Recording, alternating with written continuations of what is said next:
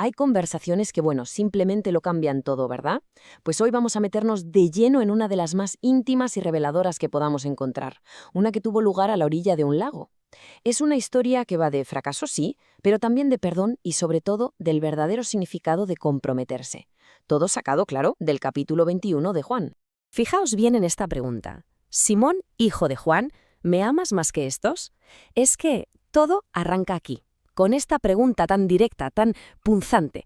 Y no es una pregunta al azar, para nada. Es el eje, el centro de gravedad de uno de los momentos clave en la vida de Pedro. A ver, para entender de verdad el peso de estas palabras, tenemos que ponernos en situación. La escena es clave. Estamos justo después de la resurrección. Jesús se aparece a sus discípulos, ahí, justo al mar de Tiberíades. Han comido juntos y en esa calma que te puedes imaginar después de una comida, ahí es donde empieza el diálogo que lo va a cambiar absolutamente todo. Y aquí entramos en el meollo del asunto. Porque no es una sola pregunta, no, son 3. Y esa repetición, creedme, es el mensaje en sí misma. 3, exactamente 3 veces. Jesús le pregunta a Pedro 3 veces si le ama. Y este número, como vamos a ver enseguida, no es casualidad, para nada. Es la clave de todo este encuentro. La secuencia es que es fascinante, de verdad. A la primera pregunta, Pedro responde, «Sí, Señor, tú sabes que te quiero». Y Jesús le da un encargo, «Apacienta mis corderos». Vale. Llega la segunda pregunta y la respuesta es la misma, con un nuevo encargo, pastorea mis ovejas. Pero es en la tercera repetición donde la atmósfera cambia por completo. El texto es muy claro en esto. Pedro se entristece. Y esa tristeza no es por la pregunta en sí, sino por la insistencia, ¿no? Por ese otra vez. Siente todo el peso de esa tercera vez. Y la pregunta que nos hacemos es, ¿por qué? ¿Por qué era necesario llegar a este punto? Pues bien, aquí llegamos al porqué de todo este interrogatorio tan intenso, porque la intención, y esto es fundamental, no era humillar a Pedro, ni mucho menos, era restaurarlo, era, en el fondo, un acto de pura sanación. La pregunta es la que tenemos en mente, y el análisis del texto nos da una respuesta, que es directa y muy profunda. ¿Por qué precisamente 3 veces? ¿Qué tiene ese número? Y aquí está la clave de todo. Es como un espejo. La triple pregunta se corresponde directamente con la triple negación de Pedro durante la pasión. Ahí está. Cada sí, te quiero, es como una pincelada que repara la herida de cada no le conozco. Es una restauración pública, a la misma altura, tan pública como lo fue su caída. O sea, que para que quede clarísimo, no se trata de un examen ni de un reproche. Es un acto de gracia, en toda regla. El objetivo es sanar, reconstruir la confianza, volver a poner a Pedro en su sitio. Es la demostración de que un error, por muy grave que sea, no tiene por qué ser el final del camino. Y ojo, porque hay un detalle crucial aquí. Cada vez que Pedro dice que le quiere, Jesús le da una tarea. Apacienta mis corderos, pastorea mis ovejas. El mensaje no puede ser más claro. El amor no es solo un sentimiento, ¿eh? Se demuestra con acciones. Viene a ser un, si de verdad me amas, cuida de los míos. Claro, todo esto, que es un momento tan personal para Pedro, va mucho más allá de su propia historia. Nos deja unos principios universales sobre lo que significa el liderazgo y la entrega. Si analizamos el texto a fondo, sacamos 3 ideas potentísimas. La primera, la verdadera autoridad no viene del poder, sino del amor y del servicio. La segunda, la restauración es posible. Un fallo no te define para siempre. Y la tercera, que seguir a alguien de verdad implica una rendición total. Y esta idea de entrega total, bueno, queda subrayada con una profecía. Jesús le está anunciando a Pedro su futuro, ni más ni menos que su muerte como mártir. Seguir a alguien significa aceptar un camino que no controlas, un destino que te exige una confianza absoluta. Bueno, ¿y si destilamos la esencia de todo este pasaje, con qué nos quedamos? Pues con una lección final, que es la conexión directa entre lo que uno cree y lo que uno hace. Mirad, esta tabla lo ilustra de una forma genial. Es esa conexión que no se puede romper entre causa y efecto. El amor que declaras se tiene que traducir en cuidar activamente. La decisión de seguir implica renunciar al control del propio camino. Y la fidelidad, bueno, esa se demuestra no con palabras, sino con obediencia y estando dispuesto a afrontar lo que venga. Y al final, después de toda esta conversación tan densa, todo se resume en 2 órdenes muy claras. Apacientan mis ovejas, sígueme. Son 2 imperativos que son la síntesis de una vida entera. Cuida de los demás y camina detrás de mí. Esa es la misión que se le da a Pedro, y por extensión a cualquiera que decida tomar ese mismo camino. La historia de Pedro, a la orilla de ese lago, es de hace mucho tiempo, claro. Pero la pregunta que deja en el aire resuena con una fuerza increíble hoy. Porque al fin y al cabo, este texto nos obliga a plantearnos algo. Para cada persona en su propio contexto, en su propia vida, ¿qué significa hoy en día eso de cuidar y seguir? Bienvenidos a El Debate. En nuestro encuentro de hoy nos adentramos en uno de los pasajes más profundos y minuciosamente analizados de la antigüedad literaria. Me refiero al Evangelio de Juan, capítulo 21. Es una cena verdaderamente fascinante. Tenemos al Nazareno y a Simón Pedro charlando en la orilla tras haber compartido una comida. A primera vista, es una estampa íntima, casi serena, pero bajo la superficie de esta conversación se documenta un intercambio estructurado en tres partes muy claras. Una triple pregunta sobre el amor, un triple encargo pastoral y, para terminar, una profecía verdaderamente sombría sobre el destino final de Pedro. Exacto. La pregunta central que va a guiar nuestro análisis hoy es clara. En este relato, ¿cuál es el núcleo fundamental que define el liderazgo y el seguimiento? O sea, ¿es la primacía de la restauración personal tras el fracaso humano o es la exigencia innegociable del servicio sacrificial y la pérdida de autonomía? Esa es la clave. Yo sostengo que el corazón de este texto es, sin lugar a dudas, la gracia y la restauración. Nos demuestra que un fracaso previo, por estrepitoso que sea, no anula tu vocación cuando existe un arrepentimiento genuino y un amor probado. Y yo, por el contrario, argumento que el énfasis principal recae precisamente en el altísimo costo del seguimiento. Ese amor declarado del que hablas carece por completo de valor si no va acompañado de la asunción de la responsabilidad pastoral y la renuncia al control absoluto del propio camino, llegando incluso hasta la muerte. Vale, pues para comprender verdaderamente este texto, creo que debemos observar la arquitectura narrativa que emplea el autor. La estructura misma del pasaje no es casual. Esa triple pregunta, que confronta directamente la triple negación que Pedro había cometido días atrás, tiene un propósito eminentemente terapéutico. El material fuente nos indica que la reiteración no busca humillarle en público, busca restaurarle. Cuando el Nazareno le pregunta ¿me amas?, no está instaurando un tribunal punitivo. Le está ofreciendo una plataforma segura para que el discípulo reconstruya una identidad que estaba completamente fracturada. Mi postura es que el liderazgo auténtico en la comunidad nace precisamente de esta debilidad humana perdonada. El texto es, ante todo, una declaración magnánima sobre la permanencia de la vocación. O sea, el líder aquí no es el que nunca cae, sino el que es levantado por la gracia. Yo misma, al leer el texto, veo una sanación profunda. A ver, entiendo la belleza de esa interpretación, de verdad, pero ver este texto únicamente como un acto de sanación personal o, una especie de terapia narrativa es una lectura francamente incompleta. Es más, yo diría que suaviza bastante las aristas más afiladas del relato. El amor que se exige en esta orilla no es un mero sentimiento de calidez emocional, es un contrato de servicio constante y sumamente exigente. Como señala el propio documento, el encargo pastoral vincula indefectiblemente amor y responsabilidad. Quien afirma amar debe cuidar. Mi posición es que esta narrativa no culmina en un cálido abrazo de perdón junto al fuego. Claro, pero Culmina en una advertencia profundamente severa sobre el futuro. Fíjate que se le dice a Pedro que extenderá sus manos y otro le ceñirá y le llevará a donde no quiera. El verdadero liderazgo requiere abandonar la autonomía personal y el discipulado está intrínsecamente ligado al sufrimiento real. Si nos quedamos solo con la restauración emocional, ignoramos la tesis central. Seguir al Nazareno es una entrega total donde pierdes el control de tu propia vida. eso que mencionas sobre la severidad y la exigencia me parece fascinante, porque nos lleva directamente a nuestro primer punto de tensión. La intención detrás de la triple pregunta y la consecuente tristeza de Pedro. El texto nos dice explícitamente que Pedro se entristeció de que le preguntara por tercera vez. Para mí, este es el momento cumbre del arrepentimiento genuino. La insistencia del Nazareno busca sanar la herida profunda de la negación, tocando el fondo del dolor de Pedro para poder limpiarlo por completo. Piensa en ello como una cirugía relacional. A veces el cirujano tiene que llegar a la zona más dolorosa para extirpar la infección. Al preguntar por tercera vez, no es que dude de él. Le está dando la oportunidad de que su afirmación de amor sobrescriba cada una de sus tres negaciones previas. Esta tristeza es el catalizador que demuestra que un corazón apto para liderar es aquel que se entristece ante la mera posibilidad de haber fallado a su maestro. Yo lo abordo desde otro ángulo.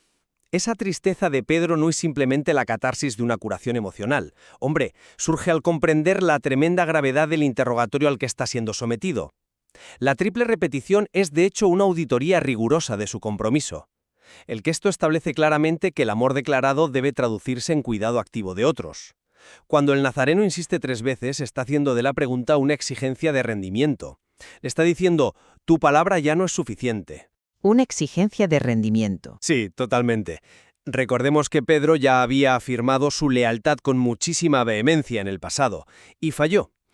Por tanto, esta no es una conversación de consuelo. La tristeza proviene de darse cuenta de que su declaración verbal no tiene peso ontológico a menos que esté respaldada por una disposición absoluta. Espera, detengámonos ahí un segundo, para asegurar que estamos en la misma página. Cuando dices que su declaración no tiene peso ontológico, para que nos entendamos todos en este análisis, te refieres a que sus palabras por sí solas están vacías de realidad material, ¿no? Que decir te quiero no altera la realidad, a menos que actúes en consecuencia. Eso me refiero. Pedro puede decir te quiero 100 veces en esa playa, pero en el mundo real esas palabras son aires y no se convierten en un anclaje absoluto para su comportamiento futuro. Su amor está siendo puesto a prueba de una manera implacable. Se le está recordando que los sentimientos no pastorean ovejas, las acciones sí. Entiendo por qué lo ves así, como una especie de auditoría fría, pero permíteme ofrecerte una perspectiva diferente. Si el objetivo fuera puramente establecer una exigencia de rendimiento o un examen de aptitud, el diálogo habría tomado un tono legalista, casi contractual. Sin embargo, la apelación constante es puramente al afecto. Simón, ¿me amas?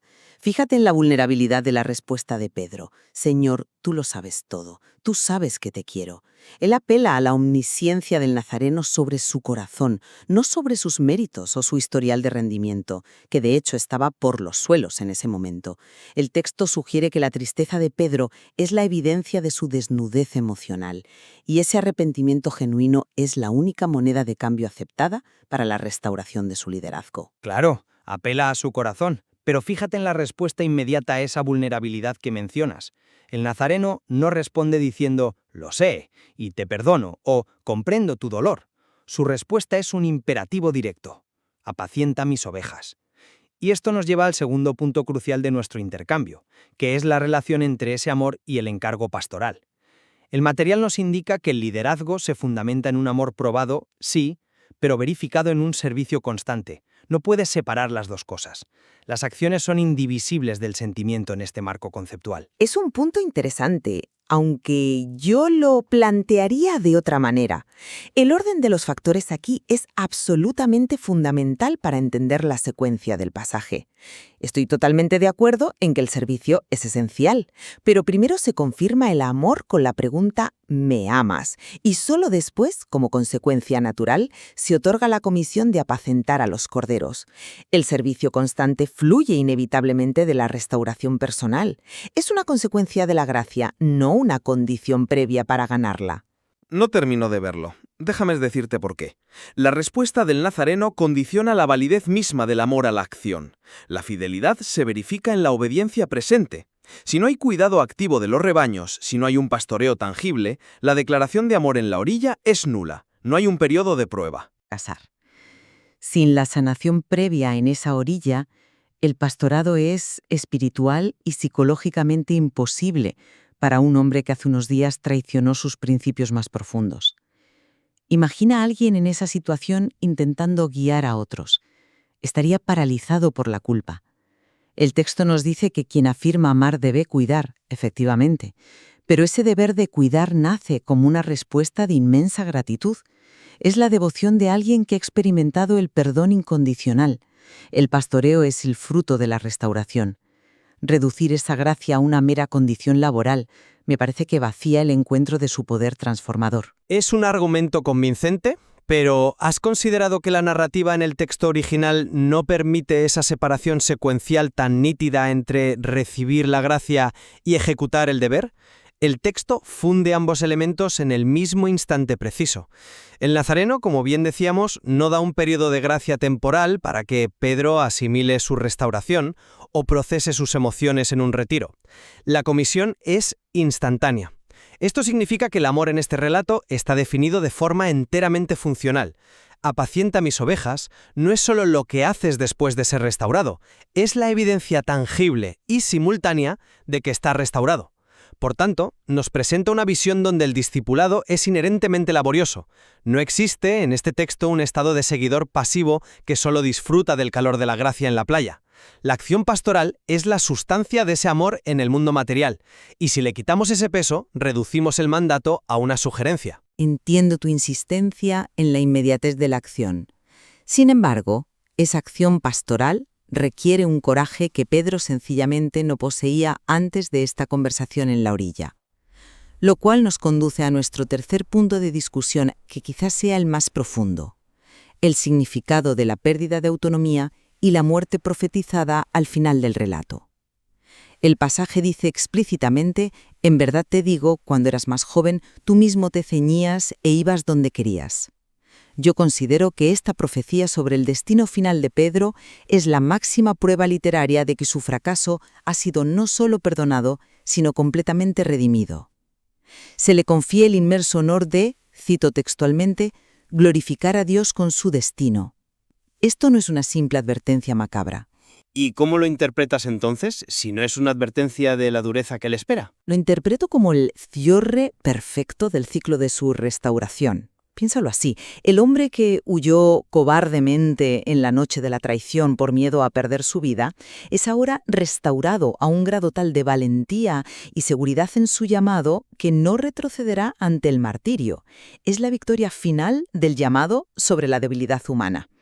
Sí, el texto menciona que el seguimiento culmina en una entrega total, pero esa entrega no es una derrota.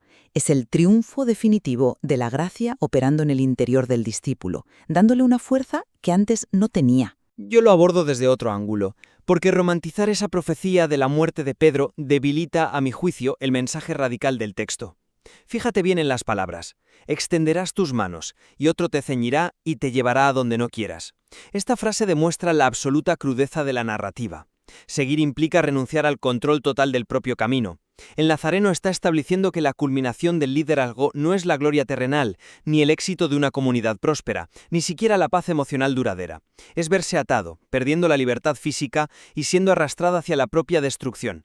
El anuncio establece explícitamente que el seguimiento incluye sufrimiento real. El énfasis aquí no está en una especie de victoria poética sobre el miedo personal. El énfasis está en la sumisión radical y aterradora donde el individuo deja de pertenecerse a sí mismo. El costo es absoluto. La fidelidad se verifica en esa disposición a ir a donde no quieras. Es la aniquilación de la voluntad propia. A ver, no niego la realidad del sufrimiento que describe el pasaje, pero fíjate en el contraste de los tiempos vitales que usa el Nazareno. Al mencionar cuando eras más joven, tú mismo te ceñías, el texto está reconociendo la ilusión de la autonomía humana como algo propio de la inmadurez. En nuestra juventud creemos que lo controlamos todo.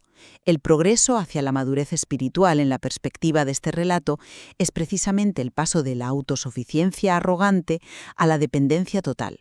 Al decir «otro te ceñirá», hay un tono de advertencia severa, sí, pero también hay una profunda liberación de la carga de ser el arquitecto exclusivo de tu propio destino.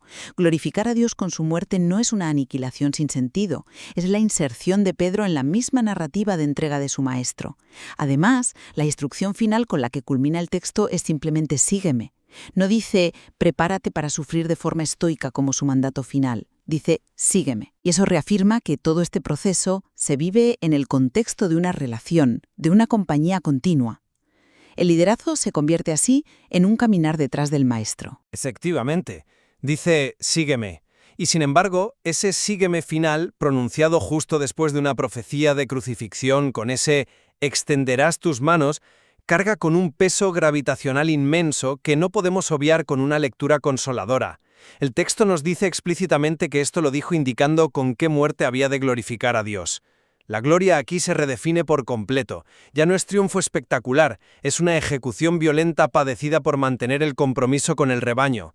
Es imperativo observar que este mandato de «sígueme» es verbalmente idéntico a la exigencia inicial que le hizo en las redes al comienzo de la historia de este pescador, pero ahora el significado ha madurado de una manera terrible. Ya no es una invitación a presenciar enseñanzas asombrosas, es una orden para marchar hacia el cadalso. Esto ratifica que el núcleo indisoluble del texto es el costo. La verdadera lealtad no se demuestra en la orilla, en las lágrimas de arrepentimiento o en el alivio del perdón. Se demuestra en el momento exacto en que las manos de Pedro sean atadas. Toda la estructura del relato converge hacia esa inevitabilidad. El amor que no está dispuesto a perder su autonomía por las ovejas, sencillamente, no es el amor que exige este pasaje. A modo de síntesis de mi postura, mantengo firmemente que este pasaje se erige como el paradigma literario de cómo la gracia restaura al ser humano en su totalidad. El texto nos enseña que el liderazgo auténtico no es una prerrogativa exclusiva de las personas impecables que nunca cometen errores. Nace de un individuo que, aunque profundamente consciente de su propia fragilidad humana, es sostenido, rehabilitado y comisionado por un amor redimido. Esa triple restauración cura la triple traición, y al hacerlo, no solo cierra una herida del pasado, sino que abre de par en par el camino hacia un servicio valiente. Por mi parte, recapitulo mi argumentación subrayando que el pasaje, más allá de la sanación evidente, es fundamentalmente un duro manifiesto sobre el costo ineludible del discipulado. En este relato no hay espacio para un sentimentalismo estéril. La responsabilidad concreta y diaria de cuidar a otros, el deber incesante de pastorear a las ovejas y la disposición a afrontar la pérdida total de autonomía definen lo que verdaderamente significa la lealtad. El seguimiento se valida en ese sacrificio final, en estar dispuesto a ir a donde no quieres, y no en la mera declaración verbal de afecto en un momento de paz. Ahora sí, escuchándote, es evidente que hay claros puntos de convergencia en nuestro análisis que ninguno de los dos puede ignorar. Ambos reconocemos, apoyados firmemente en las palabras del texto, que es teológicamente imposible separar la devoción personal al Nazareno de la responsabilidad tangible y práctica hacia la comunidad. El amor hacia la figura del Maestro y el servicio hacia el prójimo están indisolublemente unidos, son las dos caras de una misma moneda en este mandato. Totalmente de acuerdo en ese punto. Las ovejas son la medida de ese amor. Ambos también convergemos en que el pasaje exige del líder una entrega que va muchísimo más allá de la simple comodidad personal. Ya sea que lo enmarquemos como el triunfo final de una gracia que empodera al individuo para afrontar el martirio, como argumentas tú, o como la sumisión radical al deber ineludible, como sostengo yo, ambos coincidimos en que el liderazgo genuino implica una profunda cuota de sacrificio personal. Implica asumir un destino que supera y a menudo contraria la propia voluntad. Sin duda alguna. Este nivel de análisis les invita a contemplar la inmensa riqueza de este intercambio intelectual. Al observar el texto bajo estas dos luces concurrentes, la insondable profundidad de una restauración basada en la gracia frente a la inexorable severidad del costo de la vocación, obtenemos una comprensión mucho más completa, compleja y madura del material original. El llamado final de «sígueme» encierra todavía muchos más matices por descubrir. Así es. Queda claro que este relato en la orilla del mar desafía las simplificaciones rápidas. La tensión constante entre la gracia que rehabilita tras el peor de los fracasos y la exigencia que consume la vida del individuo sigue siendo el motor de cualquier reflexión seria sobre el liderazgo en este texto. Es una tensión que, lejos de resolverse fácilmente, invita a un escrutinio constante por parte de quien se acerca a leerlo. Invitamos entonces a quienes nos acompañan en este análisis a seguir explorando por sí mismos las implicaciones de estas palabras. Les animamos a formar sus propias conclusiones sobre dónde reside exactamente el equilibrio entre el poder del perdón y la inmensidad del costo en el verdadero liderazgo. Gracias por compartir con nosotros este espacio de reflexión. Hasta nuestro próximo encuentro en El Debate. Si estás viendo o escuchando esto, posiblemente no me estés siguiendo. Dale al corazón y escribe tu parecer en los comentarios, para que sepa que os gustan los evangelios. Compartid con todos los amigos y gente a la que quieras, para que la palabra de Dios llegue a todos los rincones del mundo. Os lo agradezco de corazón. Que Dios os bendiga a todos.